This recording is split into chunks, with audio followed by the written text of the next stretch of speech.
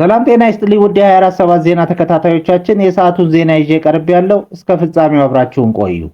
የምንለቃቸው መረጃዎች እንዲደርሳችሁ ላይክ፣ ሼር እና ሰብስክራይብ ማድረጋችሁ እንዳትረሱ በማለት ወደ ዜናው አለፍ። በትግራይ ክልል በነበረው ጦርነት ከባድ የአካል ጉዳት የደረሰባቸው 20 የቀድሞ ተዋጊዎች የተሻለ ሕክምና ዕድል ለማግኘት ዛሬ ወደ ህንድ ሀገር መጓዛቸውን የክልሉ ጊዜያዊ አስተዳደር አስታውቋል። ተጓዦቹ ሕክምናቸውን የሚያገኙት በዓለም አቀፍ ደረጃ ስመጥሩ በሆነው የህንድ አፖሎ የሕክምና ማዕከል ነው። 20 የጦር ጉዳተኞችን ጨምሮ አስፈላጊ ድጋፍ እንዲያደርጉላቸው አስታማሚዎችና የሕክምና ባለሙያዎች ተካተውበታል። በድምሩ 31 ሰዎች ወደ ስፍራው አቅንተዋል። ይህ የሕክምና ጉዞ እውን ሊሆን የቻለው በትግራይ አርበኞች ኮሚሽን እና በትግራይ የቀድሞ ተዋጊዎች የጤና ማዕከል የጋራ ጥረት ነው። ከሰሜን ጦርነት ማቆም በኋላ እስካሁን ከ80 በላይ የትግራይ የጦር ጉዳተኞች በተለያዩ የውጭ ሀገራት የሕክምና ዕድል ማግኘታቸው ተገልጿል። ጊዜያዊ አስተዳደሩ መሰል የሕክምና ዕድሎችን ለሌሎች ጉዳተኞችም ተደራሽ ለማድረግ በትኩረት እየሰራ መሆኑን ገልጿል። በሌላ ዜና የካቶሊክ ቤተክርስቲያን መሪ ርዕሰ ሊቃነ ጳጳሳት ሊዮ 14ኛ በዓለም ላይ እየታየ ባለው የግጭትና የጥቃት ዝንባሌ ላይ ያላቸውን ከፍተኛ ስጋት ገለጹ። ጳጳሱ በቫቲካን ለሚገኙ ዲፕሎማቶች ባደረጉት ንግግር የሚከተሉትን ዋና ዋና ነጥቦች አስተዋል። ስለ ጦርነቱ መስፋፋት፣ ጦርነት እንደ ፋሽን ተመልሷል፣ የጦርነት ስሜትም በዓለም ላይ እየተስፋፋ ነው ብለዋል።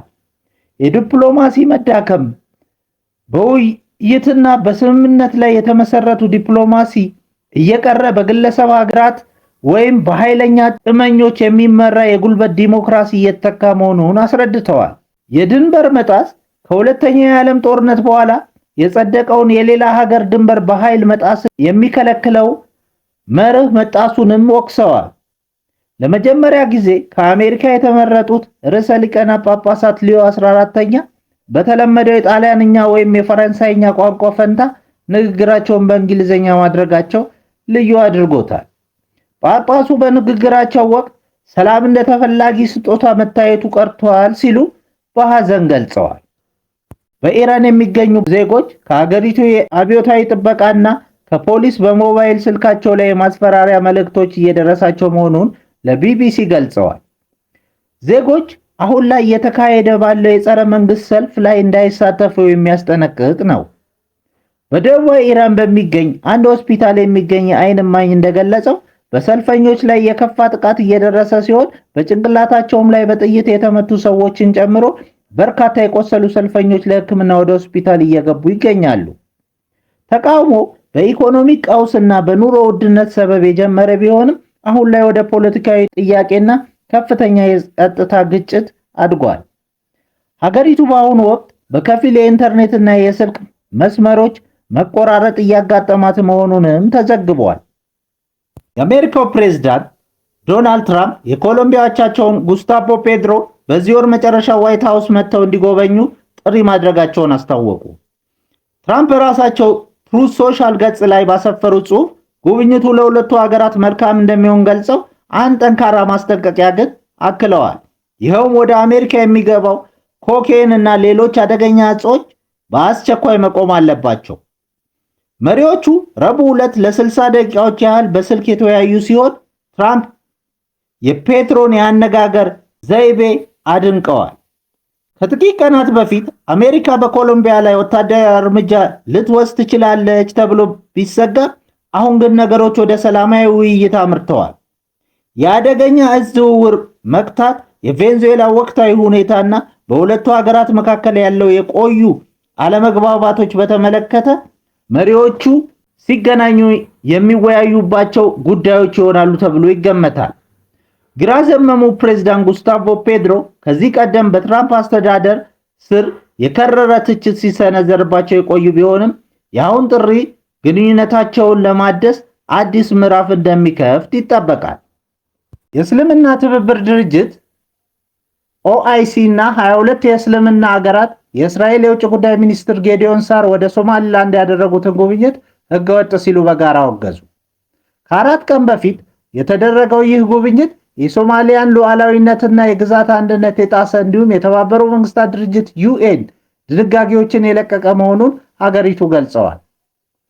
እስራኤል በቅርቡ ለሶማሌላንድ የሰጠችው የነፃነት ዕውቅና በአስቸኳይ እንዲነሳና ቴልአቪቭ ገንጣይ አጀንዳዎችን ከመደገፍ እንድትቆጠብ በማለት ጥሪ አቅርበዋል። መግለጫውን ከፈረሙት መካከል ግብፅ፣ ቱርክ፣ ሳውዲ አረቢያ፣ ኳታር፣ ጅቡቲ፣ ናይጄሪያ እና ኢንዶኔዥያ ይገኙበታል። አገሪቱ ለሶማሊያ አንድነት ያላቸውን ጽኑ ድጋፍ አረጋግጠዋል።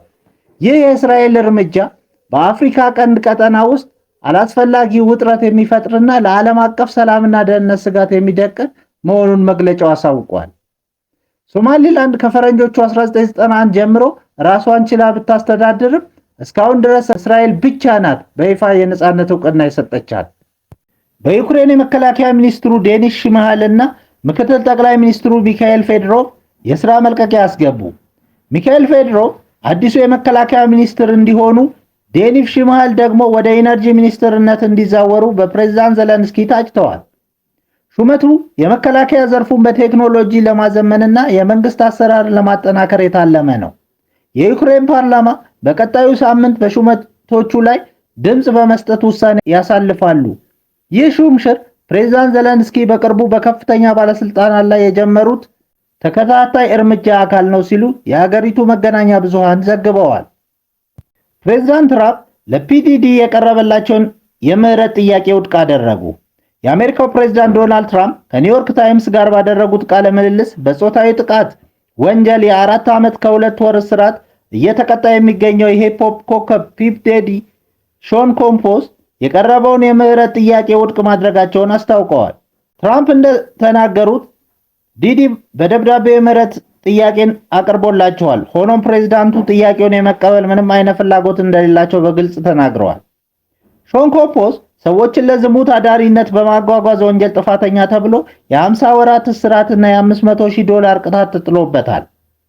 ትራምፕ ከዚህ ቀደም ከኒውስ ማክስ ጋር በነበራቸው ቆይታ ዲዲን በጣም ክፉ ሰው ሲሉ ገልጸውት ነበር። ዲዲ እንደ አውሮፓ አቆጣጠር በ2020 ለጆ ባይደን ድጋፉን የገለጸ ሲሆን በ2017 ደግሞ ስለ ትራምፕ ምንም ግድ አይሰጠኝም በማለት በፖለቲካው ረገድ ተቃራኒ አቋም እንደነበረው ይታወሳል። ፌዴራል ዳኛ አሩን ሱብርማኒያ ባለፈው ጥቅምት ወር ቅጣቱን ሲያስተላልፉ በዲዲ ላይ የቀረቡት የተጎጂዎች ምስክርነት ለቅጣቱ መወሰን ትልቁ ሚና መጫወታቸውን ገልጸዋል። ዲዲ በበርካታ ሴቶች ያስገድዶ መድፈርና የሰዎች ዝውውር ወንጀል ክስ ቀርቦበታል። የዲዲ ጠበቆች ደንበኛችን በከባድ ሁኔታ ተበድሏል በማለት በአስቸኳይ እንዲፈታ ለይግባኝ ሰሚ ፍርድ ቤት ጥያቄ አቅርበዋል። ክቡራን አድማጮቻችን ለሰዓቱ ያልናቸውን ዜናዎች በዚህ እናበቃለን።